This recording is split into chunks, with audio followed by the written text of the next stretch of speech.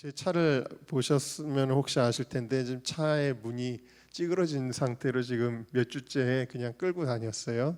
수리비가 너무 많이 나와가지고 이왕 그 수리비가 많이 나오는데 저거를 어떻게 할까 차를 지금 뭐 이렇게 고민하고 있는데 비가 이제 줄줄 새가지고 조수석에는 물이 이렇게 들어오기도 하는데 여러분이 차를 몰고 다니다가 차가 사고가 나면은 어떻게 되냐면 차가 충격을 받잖아요. 그러면은 우리가 흔히 말하는 그 얼라인먼트, 우리가 지금 정렬에 대해서 하고 있는데 정렬이라는 게 영어로 얼라인먼트예요. 얼라인먼트가 틀어집니다. 그럼 차가 갈 때 나는 앞으로 가는데 차는 왼쪽으로 간다든지 혹은 차가 꿀렁꿀렁 된다든지 그래서 차에 계속 안 좋은 영향을 주게 되죠. 그러니까 정렬이 틀어진 겁니다. 차를 아무리 잘 관리하고 몰다가도 사고를 당하면 그럼 어떻게 된다는 거예요? 정렬이 틀어진다. 뭐 사고를 당하지 않아도 어떤 충격이나 다른 비포장도로나 막 이런 데를 막 험하게 달렸다. 그러면은 이 정렬이 이제 틀어지게 된다라는 것이죠. 우리가 하나님의 말씀에 정렬된 삶을 살아야지 하고 결심하고 잘 그 길을 가다가도 우리도 이와 같은 충격을 받을 때가 있다라는 것입니다. 그래서 이게 우리의 인생의 신앙생활에 어떻게 보면 나는 이제 금년에 우리 되게 연초에 그런 거 많이 하죠. 이제부터는 매일 성경 한 장씩 읽을 거야. 나는 이제 새벽 기도 할 거야. 뭐 이렇게 결심하다가도 그게 이제 틀어지고 실패할 때가 있습니다. 또 어떨 때는 정말 자동차 사고처럼 큰 그런 이제 뭐 죄를 짓는다든지 뭐 그럴 수도 있습니다. 그럴 때 우리는 어떻게 해야 할까요? 하는 거예요. 제가 예전에 보니까 예전에 이성민 전도사는 물건 같은 거 이렇게 예를 들면은 뭐지? 저런 악보대 같은 거 있잖아요. 아니면 뭐 거치대 저런 거 하다 나사가 하나 없어요. 그러면은 버린대요 그냥. 나사 하나 구해가지고 끼면은 쓸 수 있는데 버리죠 목사님 새로 삽시다. 그래서 이게 아직은 얘가 저축을 안 하니까 돈이 많은 줄 아나 보다. 이제 이게 예를 든 거예요. 악보돼 가지고 예를 든 건데 이게 조금 망가지면은 그냥 쉽게 버리는 거가 포기하는 거죠. 물건을 포기를 합니다. 근데 어떤 사람은 잘 이렇게 해가지고 아주 멀쩡하게 만들어요.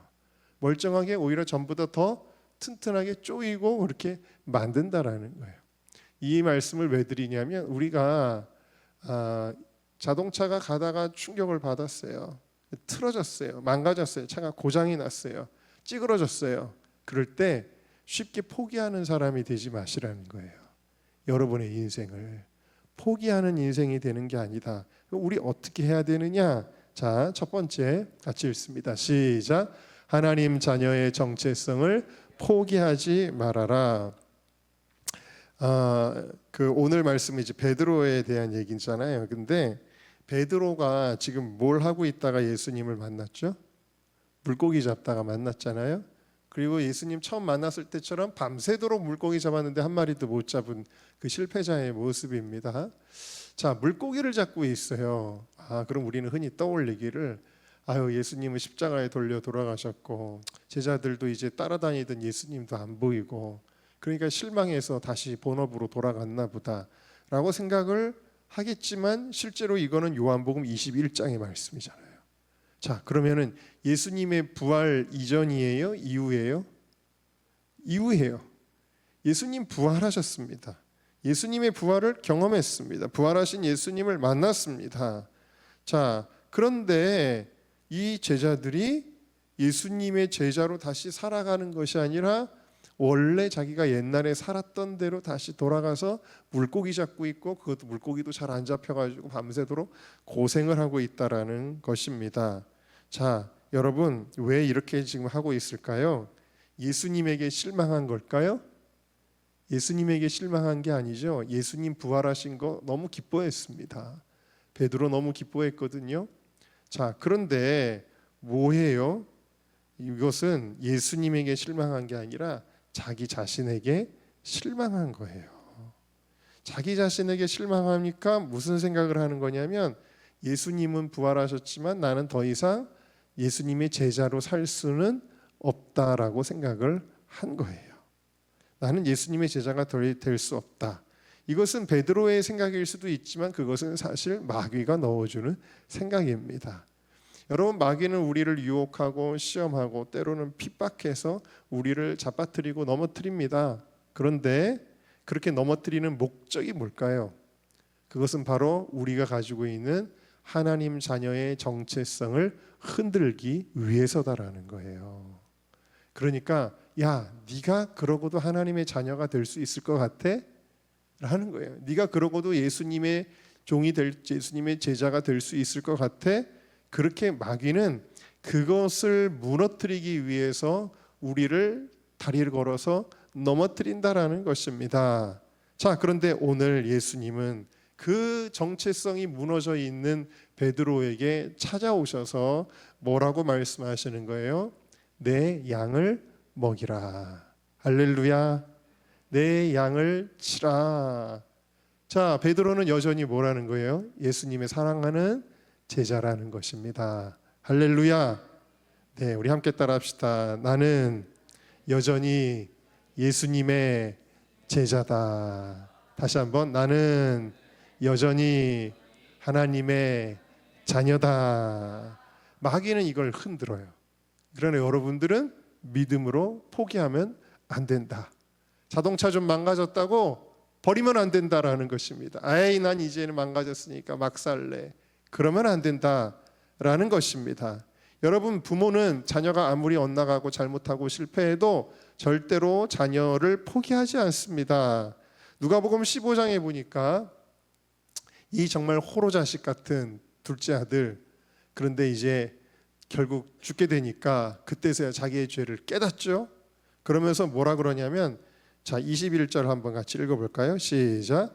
아들이 이르되 아버지, 내가 하늘과 아버지께 죄를 지었사오니 지금부터는 아버지의 아들이라 일컬음을 감당하지 못하겠나이다. 자, 이 아들은, 탕자는 자기의 정체성이 아들로서 자격이 있다고 생각하는 거예요? 자격이 없다고 생각하는 거예요?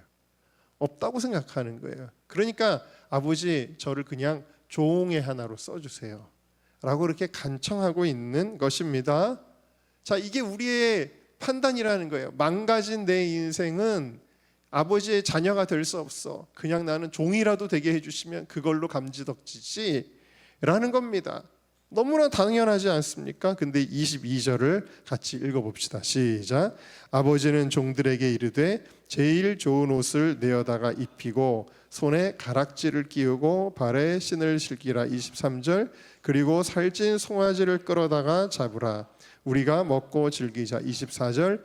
이 내 아들은 죽었다가 다시 살아났으며 내가 잃었다가 다시 얻었노라 하니 그들이 즐거워하더라.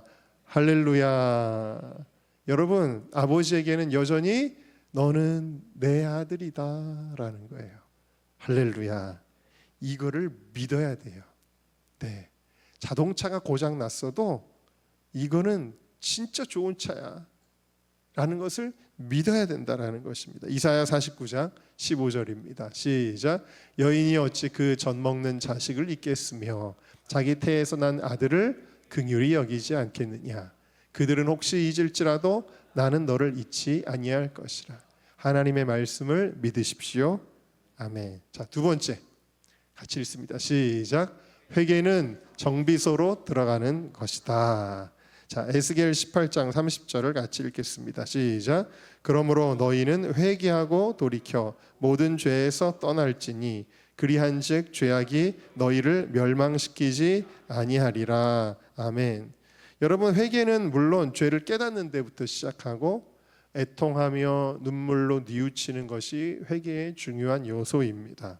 근데 그렇게 하고 끝나는 게 아니라 이 회개는 뭐냐면 다시 우리가 엔진을 점검받듯 우리의 마음을 진단받고, 할렐루야, 망가진 부품을 갈듯 습관과 생각을 고치고 또 기름을 넣든 또 말씀과 성령으로 다시 채우는 작업입니다. 이게 회개의 본질이다. 이 아들은 아버지 집을 그리워하면서 눈물을 흘리는데 그치지 않고 어떻게 해요? 일어나 아버지께로 돌아갔지요. 네, 이제는 다시 원래의 아버지와의 관계성을 가진 그 아들로서의 삶을 살아가게 되는 것입니다. 그래서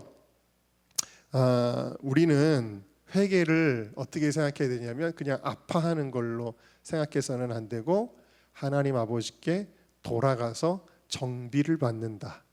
자, 다시 한번 회개는 정비소로 들어가는 것입니다. 들어가는 거예요. 잘못된 습관은 부품을 갈듯이 갈고 나의 상태가 어떤지 말씀으로 다시 한번 정립하고 그리고 기름이 떨어진 내 자동차에 성령의 기름을 채우는 저와 여러분 되시기를 주의 이름으로 축원합니다. 네, 그래서 시편 51편 말씀 내 속에 정한 마음을 창조하시고 새롭게 만든다는 거예요, 나를. 자, 그러면 이제 그 정비의 과정을 좀 구체적으로 보겠는데 세 번째 시작. 기도로 쪼이라. 여러분, 왜 베드로는 교통사고를 냈죠? 베드로가 교통사고를 낸 이유는 예수님이 뭐라 그러셨어요? 교통사고 나기 전에 너 시험에 들 수 있으니까, 너 교통사고 낼 수 있으니까 깨어서 기도하라 하셨습니다. 자, 기도하라고 하셨는데 기도를 소홀히 했기 때문이에요. 이 사고의 원인은 기도를 소홀히 했기 때문입니다. 단 한순간의 영성이 바닥이 치면 그 시험을 이기지 못하게 되어져 있고, 그래서 사무엘은 우리에게 기도를 쉬는 죄를 범치 말아라, 그렇게 우리에게 말씀하고 있습니다. 자, 기도 때문에 생긴 일이에요. 그러면 이제 어떻게 해야 되느냐? 다시 기도를 쪼이는 거예요. 기도를 쪼이는데 어떻게 쪼이냐면 전의 수준으로 쪼이는 게 아니라 더 세게 쪼여야 된다는 거예요. 자동차를 쪼인다는 표현했는데 자동차든 물건이든 고칠 때 여러분 나사가 헐렁헐렁해졌어요. 그러면 손가락으로 대충 이렇게 돌려가지고 마무리를 짓나요? 그렇게 하나요? 그렇지 않죠. 전기 드릴 가지고 하든지 아니면은 드라이버를 가지고 와서 어떻게 해요? 있는 힘을 다해서 꽉꽉 조이죠. 여러분 앉아있는 의자가 흔들흔들 한다고 하세요. 만약 봅시다. 그럼 어떻게 하겠어요? 그냥 손가락으로 대충 이렇게 돌려가지고 어느 정도 구색만 맞출까요? 그러지 않죠. 더 세게 조여야 되는 거예요. 그때는 정비소에 들어간 자동차는 더 세게 조이는 거예요. 자, 그러니까 무슨 얘기냐면 여러분 이렇게 자동차 사고 후에 오히려 자동차가 더 튼튼해질 수 있습니다. 할렐루야. 더 새 차가 돼서 나와요. 어떨 때는 이 차가 이런 수준이 아니었는데 어떨 때는 막 삐까뻔쩍하고 튼튼하고 더 젊은 차가 돼서 나오잖아요. 그러니까 그것이 전화위복이라는 것입니다. 마귀가 이러려고 이렇게 내가 넘어뜨린 게 아닌데 그럴 수 있다라는 것입니다. 그러니까 일상의 기도보다 더 많은 기도가 이때는 필요한 거예요. 일상의 기도보다. 자, 그러니까 예수님이 이 실패했던 제자들에게 그 다음에 무엇을 명령하셨는지 사도행전 1장 4절과 5절을 같이 읽어봅시다. 시작. 사도와 함께 모이사 그들에게 분부하여 이르시되 예루살렘을 떠나지 말고 내게서 들은 바 아버지께서 약속하신 것을 기다리라. 요한은 물로 세례를 베풀었으나 너희는 몇 날이 못되어 성령으로 세례를 받으리라 하셨느니라. 아멘. 자, 1시간만 좀 깨어서 기도하라 하셨던 예수님인데 그 1시간 기도 못해서 자동차가 다 와장창 됐단 말이에요. 근데 어떻게 하시냐면 성령을 받을 때까지 예루살렘을 아예 떠나지도 말고 강력하게 기도를 요구하신 거예요. 이것이 굉장히 중요한 거라고 생각이 됩니다. 그러니까 여러분, 내 삶이 정렬이 어그러졌을 때 그때는 어떻게 해야 되냐면 어느 정도의 기도가 아니라 작정하는 기도가 필요한 거예요. 금식을 하든 철야를 하든 하루에 몇 시간 이상을 정해놓고 하든 영적 결단을 하는데 그것도 그냥 하루아침에 하루 이틀 있다가 흐트러질 수도 있기 때문에 어떻게 해야 돼? 내가 도저히 빠져나갈 수 없는 장치들을 만들어 놓고, 왜? 예수님의 제자들은요 성령 받을 때까지가 열흘 걸렸거든요. 근데 그때까지 집 밖으로는 나가지도 않았어요. 도저히 내가 빠져나갈 수 없는 기도의 장치를 만들어 놓고 거기다가 내가 시게 쪼이는 거예요. 기도의 나사를 쪼이는 거예요. 그때 어떻게 되느냐? 이전보다 더 튼튼한 자동차가 나오는 거죠. 그러니까 예수님을 3년 반 동안이나 따라다녔지만 결국 예수님 모른다 그러고 부인하고 도망쳤던 그 나약했던 제자들이 강력한 자동차가 돼서 나옵니다. 할렐루야. 3,000명씩 회개시키는 그런 자동차가 된 거예요. 그러니까 여러분, 우리에게 여러분 마음속에 신앙생활 하다가 내 삶이 좀 뭔가 이 얼라이먼트가 이게 안 맞는다는 걸 느낄 때가 있잖아요. 뭔가 삐걱삐걱하고 울퉁불퉁거리고 뭔가 내가 원하는 방향으로 마음은 원이로운데 육신이 약하여 그게 안 되고 그럴 때가 있어요, 없어요? 근데 그럴 때마다 하나님 꼭 무슨 감동을 주세요? 기도해야 될 것 같은데, 기도해야 되는데 여러분, 그런 감동이 들 때가 있어요, 없어요? 있죠. 그거를 무시하면 안 된다는 거예요. 그게 성령님이 여러분들에게 권고하시는 거예요. 그때 내가 바로 즉각적으로 응답해서 그 작정한 기도를 해야 된다라는 거예요. 누가 시키지 않아도, 교회에서 뭐 특세하자 그러지 않아도 여러분들이 그거를 해야 된다라는 것입니다. 그게 왜 그걸 하나님이 감동을 주시냐? 그 감동을 통해서 여러분들의 자동차를 진짜 멋진 자동차로 만들어 주시기 위함이라는 것을 여러분들이 믿으시기를 주님의 이름으로 축원합니다. 베드로도 실패했지만 그것을 전화위복 삼아서 더 큰 위대한 믿음의 사람, 사도 바울도 은혜에 빚진 자로 살아간 것을 우리가 기억할 수가 있습니다. 자, 네 번째. 자, 시작. 새 차처럼 삶을 정리정돈하라. 정비소에다가 차를 맡기. 제가 이제 오늘 이걸 강의를 준비하면서 정비소 생각을 계속 한 거예요. 그러면서 하나님이 주시는 아이디어를 생각한 건데, 정비소에다 차를 맡기면요, 차만 고쳐주지 않더라고요. 웬간한 정비소는 어떻게 해주던가요? 보니까 싹 청소해서 주죠. 이번에도 저희 차를 아주 저희 그 차 문 찌그러진 거 말고 범퍼 쪽을 누가 받았어요, 저희 차를. 그래서 그쪽에 이제 보험 처리 맡겨가지고 차를 정비를 했는데, 범퍼만 간 게 아니라 새 차를 싹 해줬어요. 내부 외부를 아주. 그래가지고 깨끗하게 해가지고 보냈더라고요. 여러분, 차를 고칠 때 고치는 맛이 있잖아요. 그래야지. 그러니까 정비소에서 그렇게 하는 것입니다. 자, 이건 신앙의 원리로도 통하는 것입니다. 에스겔 36장 26절을 같이 읽겠습니다. 시작. 또 새 영을 너희 속에 두고 새 마음을 너희에게 주되 너희 육신에서 굳은 마음을 제거하고 부드러운 마음을 줄 것이며. 함께 따라합시다. 새 영과 새 마음을 주세요. 이게 왜 그러냐면, 정신이 이상하면요, 그게 뭘로 드러나냐면 얼굴, 표정, 말투, 행동, 심지어는 걷는 포즈. 제가 옛날에 아는 청년이 있었는데 항상 이렇게 힙합 가수처럼 흐르적 대던 애가 있었어요. 근데 그 친구가 은혜 받고 정신 차리니까 똑바로 걷더라고요. 희한하죠? 우리의 정신이 그렇게 드러나는 거예요. 우리 정신이 드러나지 않습니까? 그렇죠? 네? 정신이, 지금 수정이 보세요. 얼마나 예뻐요.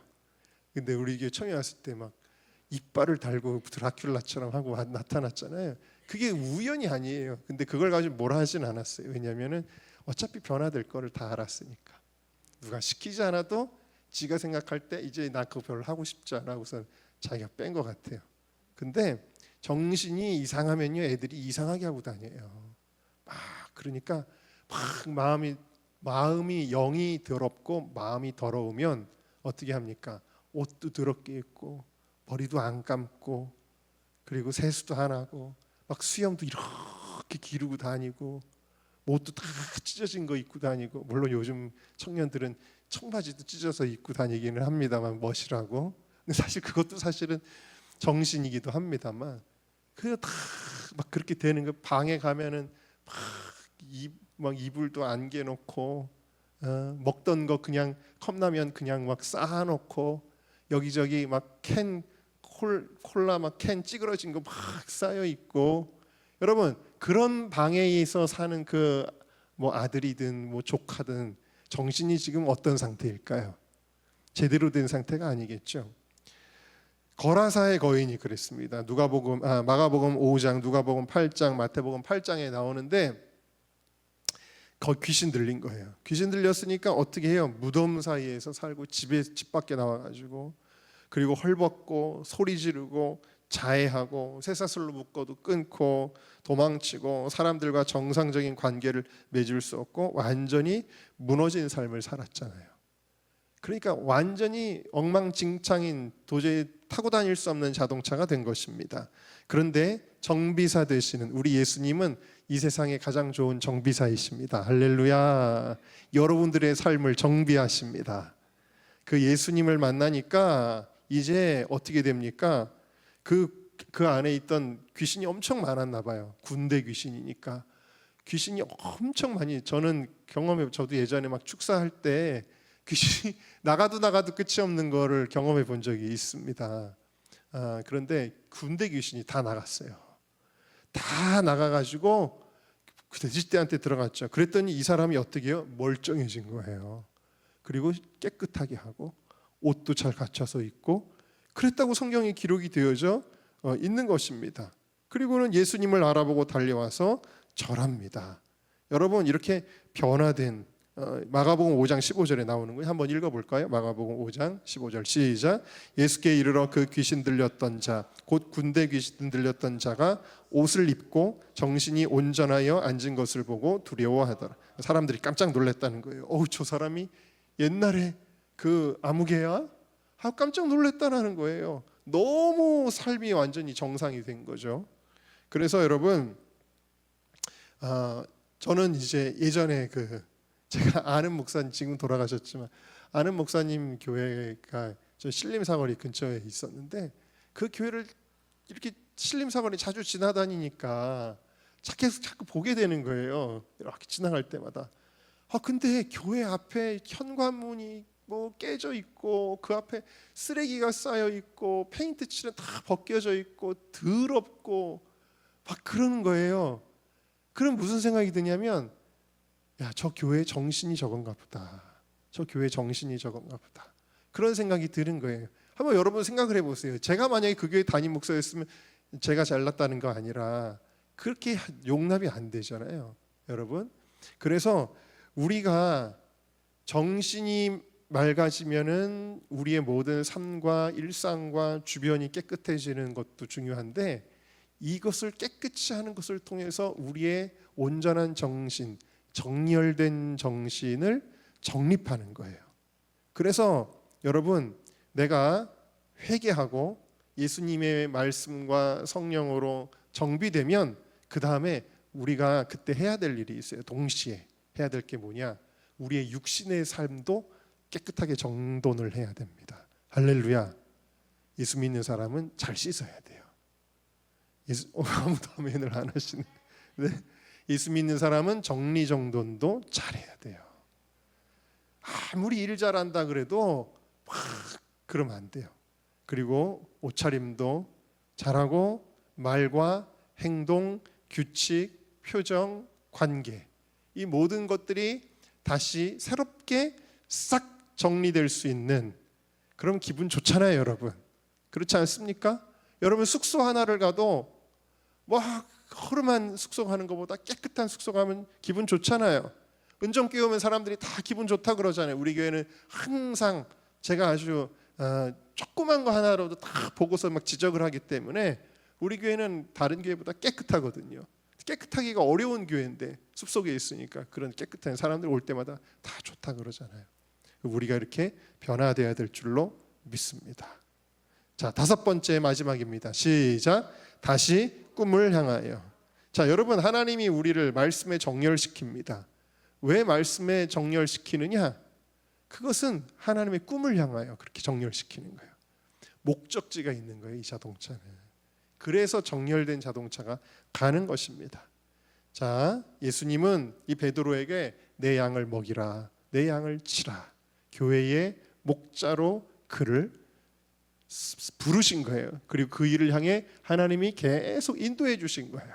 그리고 그는 정말 초대교회의 리더가 되게 되어졌을 뿐만 아니라 오늘 본문의 18절과 19절 보면은 그의 마지막에 대해서도 이야기하고 있어요. 읽어봅시다. 시작. 내가 진실로 진실로 내게 이르노니 네가 젊어서는 스스로 띠띠고 원하는 곳으로 다녔거니와 늙어서는 내 팔을 벌리리니 남이 내게 띠띠우고 원하지 아니하는 곳으로 데려가리라. 이 말씀을 하심은 베드로가 어떠한 죽음으로 하나님께 영광 돌릴 것을 가리키심이로라.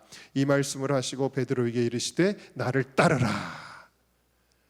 결국에는 죽음까지도 하나님께 영광 돌리는 존재로 하나님이 그 꿈을 향하여 나를 따르라 하신 거예요. 그 꿈을 향하여, 꿈을 잃어버렸던 베드로인데, 그리고 다시 물고기 잡고 있었는데 말입니다. 엠마오의 두 제자가 누가복음 24장에 나오잖아요. 터벅터벅 엠마로 가는 그 두 제자를 예수님이 만나 주시니까 어떻게 합니까?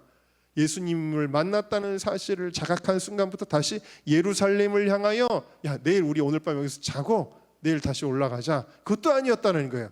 그 즉시로 예루살렘으로 다시 뛰어 올라갔어요. 이거 뭐예요? 예루살렘은 무엇입니까? 하나님의 언약, 비전, 꿈이에요. 하나님의 모든 언약이 그곳에 임해 있거든요. 그래서 예루살렘으로 돌아갔다는 것은 그들이 다시 꿈으로 뜨거워졌다라는 겁니다. 할렐루야. 잠언 24장 16절은 의인은 7번 넘어질지라도 다시 일어난다 그랬습니다. 왜 일어날까요? 꿈을 향해 가야 되니까요. 할렐루야. 여러분은 7번 넘어질 수 있습니다. 그러나 7번 넘어져도 일어나라. 이게 뭐지? 갑자기 왜 생각났지? 이게 뭐지? 이게 뭐예요? 이거 무슨 노래인데? 갑자기 생각났어요. 만화가 주제가 같은데. 개구리 소년? 산모 얼굴을 보니까 갑자기 생각이 나네요. 개구리 소녀. 네, 여러분 7번 넘어져도 일어날 수 있습니다. 왜? 우리에겐 꿈이 있으니까.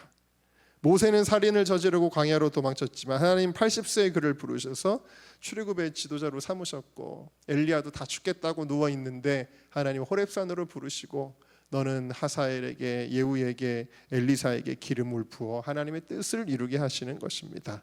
여러분, 운전을 하다 보면 사고가 날 수도 있습니다. 일부러 내진 말아야죠. 우리는 사고를 안 내려고 최대한 애를 쓰고 노력해야 됩니다. 그러나 사고가 났다고 할지라도 자동차 버리지 마시기를 바랍니다. 포기하지 마시기를 바랍니다. 오늘 말씀과 같이 다시 한번 정리를 해드릴게요. 하나님 자녀의 정체성을 포기하지 마시기를 바랍니다. 에이, 내가 무슨, 나는 안 될 것 같아. 에이, 나는 택시 운전이나 할래. 제가 택시 운전 얘기하는 거는 택시 운전이 로망이라서 그러는 거고, 물론 저도 막 목회가 너무 힘들고 안 될 때는 에이, 안 되면 나 택시 운전이라도 하지. 사실 그럴 때 그런 적도 있긴 있는데, 그 정체성을, 하나님이 저에게 주신 정체성은 목사지 택시 운전사는 아니잖아요, 여러분. 네. 왜 아멘을 그렇게 크게 해? 은퇴하면 할 수도 있지 않을까? 네, 그렇더라도 여러분, 하나님 자녀의 정체성을 포기하지 마십시오. 하나님 나 미워할 거야, 하나님 나 버릴 거야, 이런 생각하지 마시고, 그때는 어떻게 하는 거예요? 회개하는 거예요. 회개함으로 정비소에 들어가서 다시 나의 망가졌던 삶을 뜯어 고치시기를 바랍니다. 그리고 무엇보다 그 순간에 더 쪼여야 되는 거예요. 여러분, 작정하고 하나님 성령님 주시는 기도, 그거를 쪼여가지고 작정하며 기도하고, 그리고 나의 모든 삶의 작은 주변부터 큰 주변까지를 아버지 앞에 정렬하고 정돈하고, 그리고 다시 한번 꿈을 향해 나아가는 여러분 모두가 되시기를 주님의 이름으로 축원합니다.